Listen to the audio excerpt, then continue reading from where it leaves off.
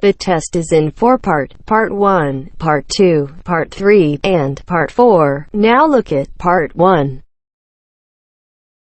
Part 1. You will hear a woman, Paula, phoning her friend Ralph about an application to the local council for money for their drama club. First, you have some time to look at questions 1 to 3.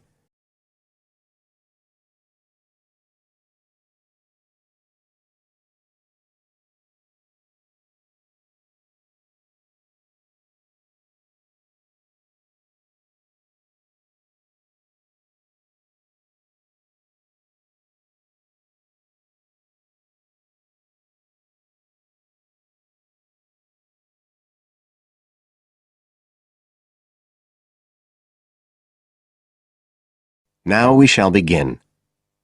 You should answer the questions as you listen, because you will not hear the recording a second time. Listen carefully and answer questions 1 to 3.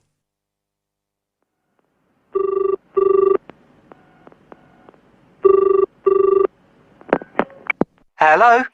Ralph, it's Paula. Hi. You know I told you we could apply to the local council for money for our drama club? I've got the application form here, but we need to get it back to them by the end of the week. I could send it on to you. You really ought to fill it in as president of the club, but I don't know if it'll get to you in time. Well, you're the secretary, so I expect it's okay if you fill it in. Yeah, but I'd really like to check it together. Right, that's fine. Like, the first part asks for the main contact person. Can I put you there? Sure. Right, so that's Ralph Pearson.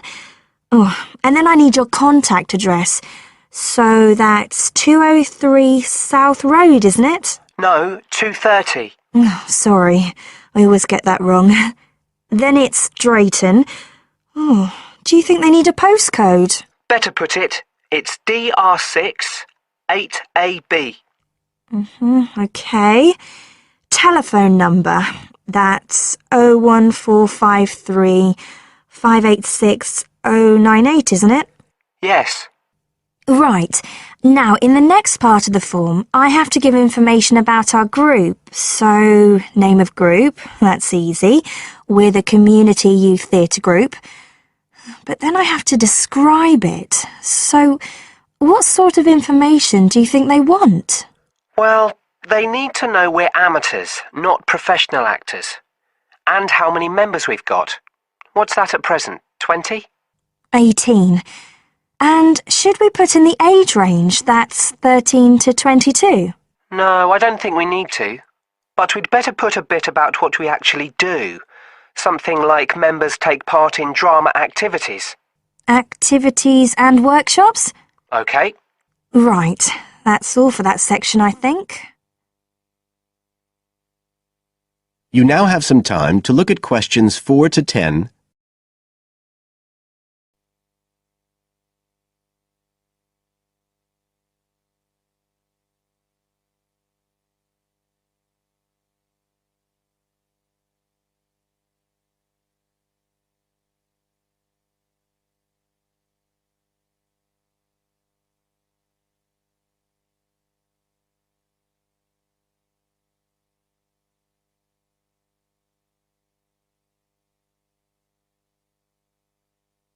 Now listen and answer questions 4 to 10.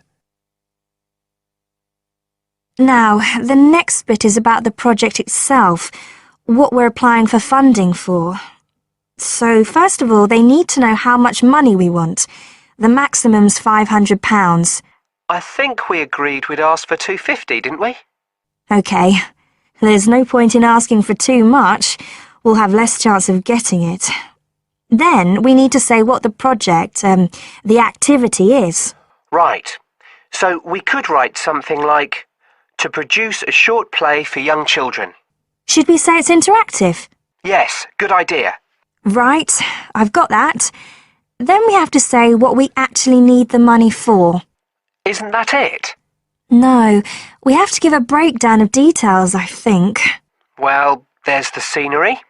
But we're making that. We need to buy the materials, though. Oh, okay. Then there's the costumes. Right. That's going to be at least £50. Okay. And what else? Oh, I just found out we have to have insurance. I don't think it'll cost much, but we need to get it organised. Yes, I'd forgotten about that. And we could be breaking the law if we don't have it. Good thing we've already got curtains in the hall. At least we don't have to worry about that. We'll need some money for publicity. Otherwise, no one will know what we're doing. And then a bit of money for unexpected things that come up. Just put sundries at the end of the list. Okay, fine. Now, the next thing they want to know is if they give us the grant, how they'll be credited. What do they mean, credited? I think they mean how we'll let the public know that they funded us. They want people to know they've supported us. It looks good for them. Well, we could say we'd announce it at the end of the play. We could make a speech or something. They might prefer to see something in writing. We'll be giving the audience a programme, won't we?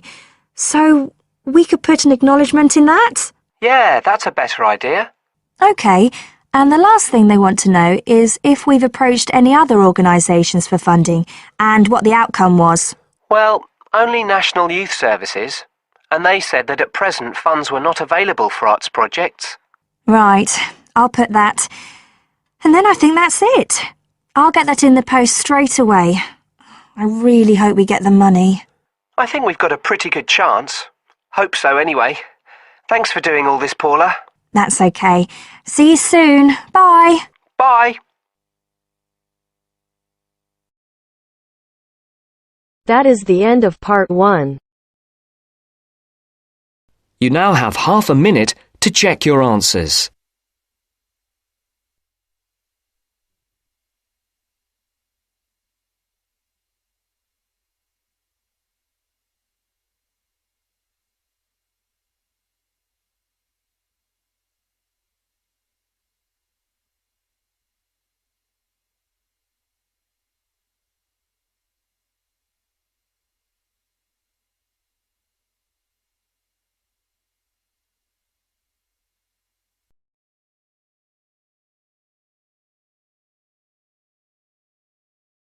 Now turns to part 2.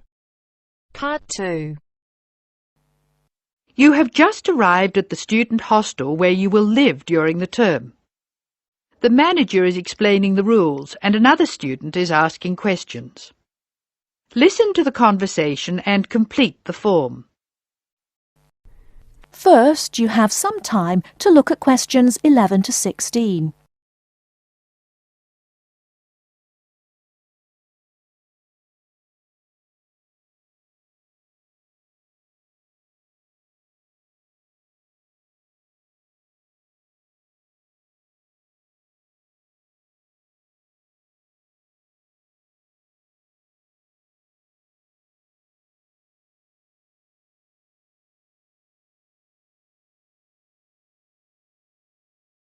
Now, listen carefully and answer questions 11 to 16.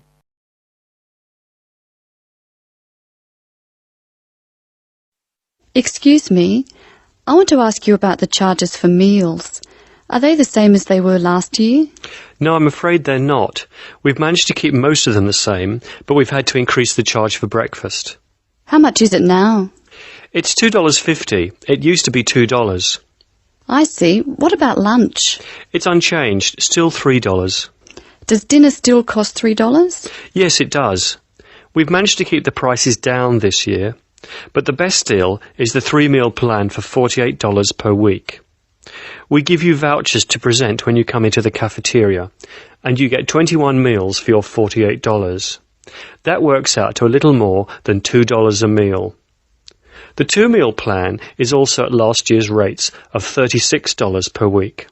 We give you vouchers for that too. My sister was in this hostel before me.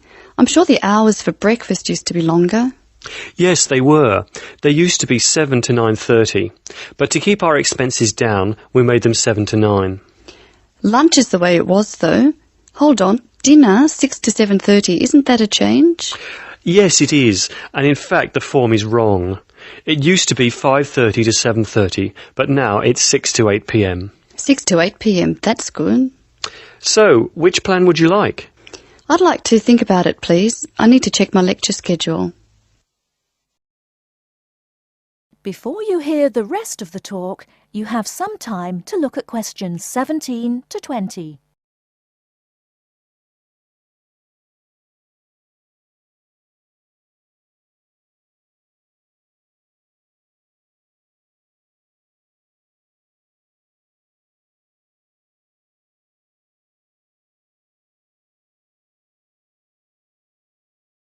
Now listen and answer questions 17 to 20. Can you tell me how to get to my room, please? Of course. You're in the new wing, which is very freshly painted and pleasant.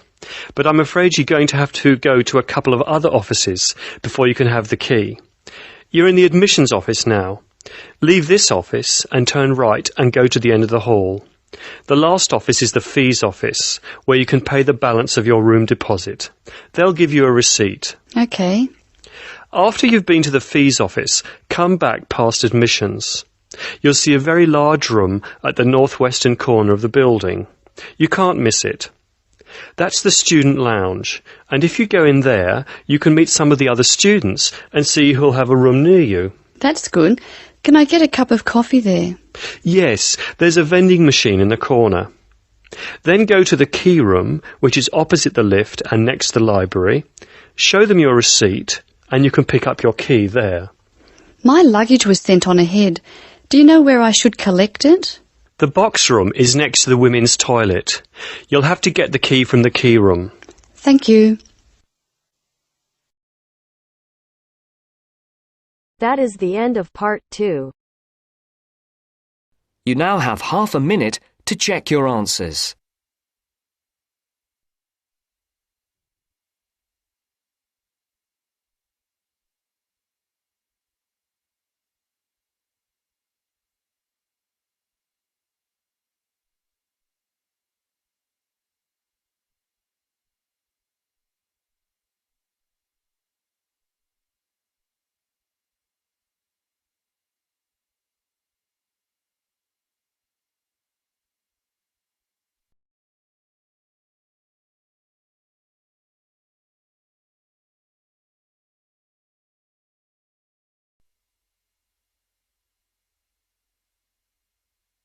Now turns to part 3. Part 3. You are going to hear a lecture about the Miners Hotel. First, you have some time to look at questions 21 to 24.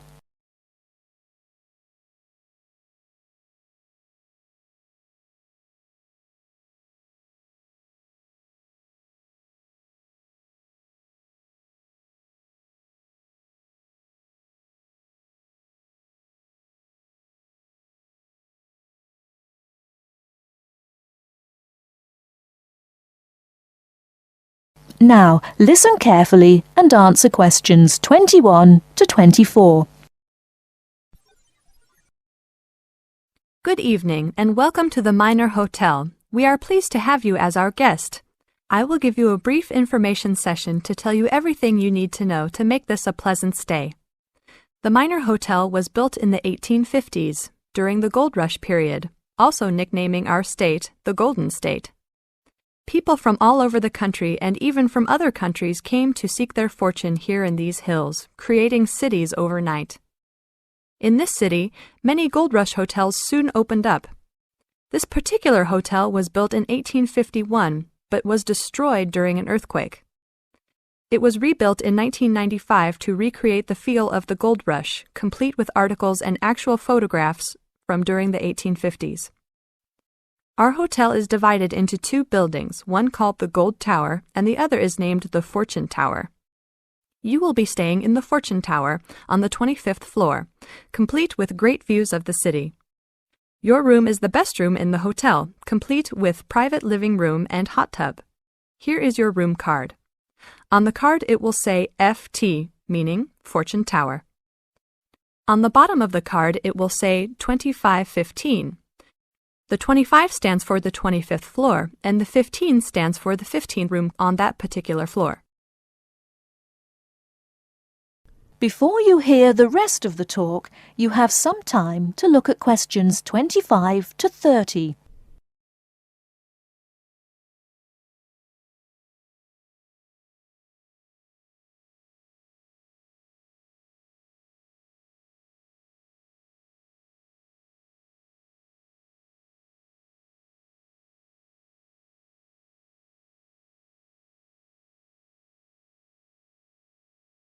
Now listen and answer questions 25 to 30.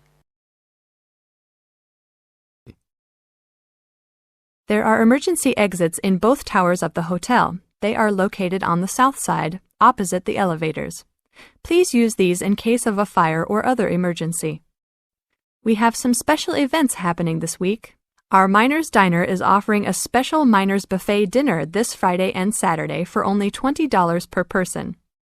This special includes all food, not including drinks and alcohol, and shows for the night. The buffet will be available from 5 to midnight. Because of the historical significance of our hotel, there are some special rules. The first rule is that there is no smoking allowed anywhere in the building, not even in your own room. This is not only to ensure the safety and health of our guests, but also the furniture and pictures can be easily damaged by smoke and other harsh treatment. Please remember that there are items of furniture over 100 years old here, so respect the rules by not smoking. Secondly, please do not take pictures using a flash of any of the drawings and paintings in the rooms or hallways, as they are old and fragile. We are doing our best to preserve a national treasure, so please help us in doing so. Lastly, you will only have one set of towels and bed sheets per 3 days. This is to conserve the water supply, as there are frequent droughts this high up in the hills. If there are any further questions, the staff of the hotel will be available to answer your questions. In the event that no one is able to answer your questions, I will also be available from 8 a.m. to 5 p.m. each day in the concierge. I hope you enjoy your stay here with us. Thank you very much. That is the end of part 3.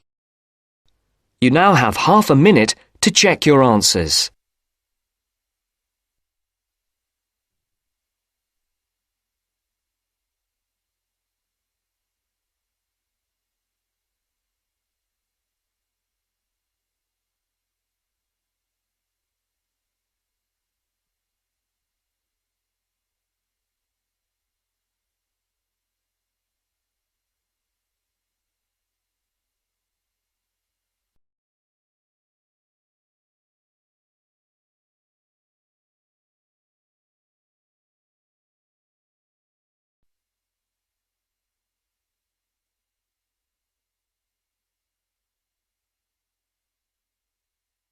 Now turns to part 4. Part 4. You'll hear a lecture on human civilization. First, you have some time to look at questions 31 to 40.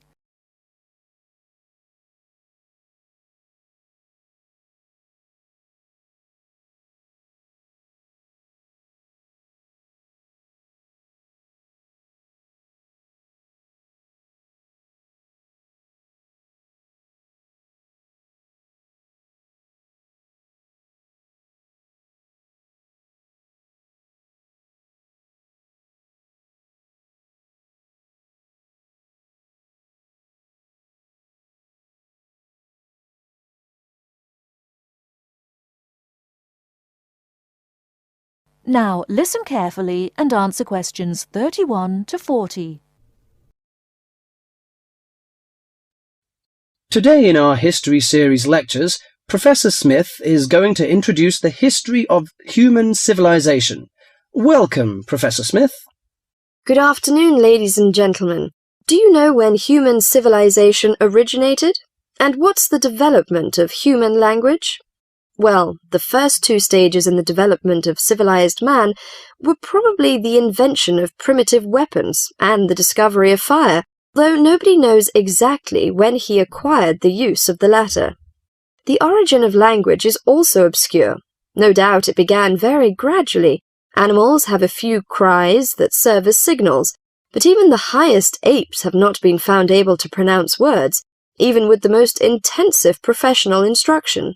Apparently, a necessity for the mastering of speech is the superior brain of man. When man became sufficiently intelligent, we must suppose that he gradually increased the number of cries for different purposes. It was a great day when he discovered that speech could be used for narrative. There are those who think that in this respect, picture language preceded oral language.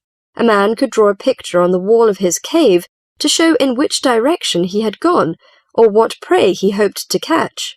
Probably picture language and oral language developed side by side. I'm inclined to think that language has been the most important single factor in the development of man. Two important stages came not so long before the dawn of written history. The first was the domestication of animals. The second was agriculture.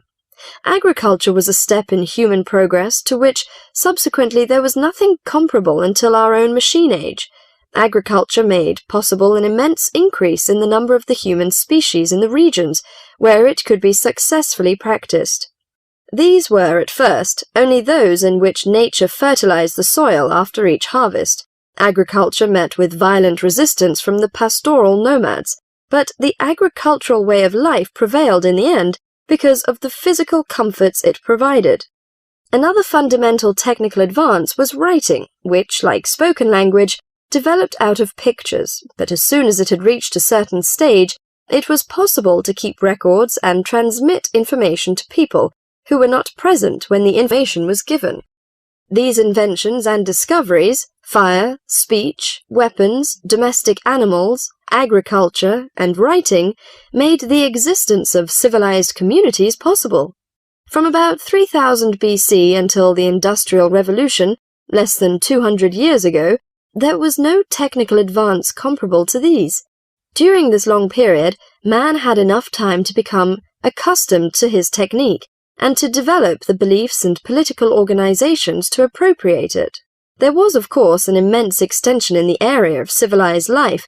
At first it had been confined to the Nile, the Euphrates, the Tigris, and the Indus, but at the end of the period in question it covered much the greater part of the livable globe. I do not mean to suggest that there was no technical progress during this long time. There was progress.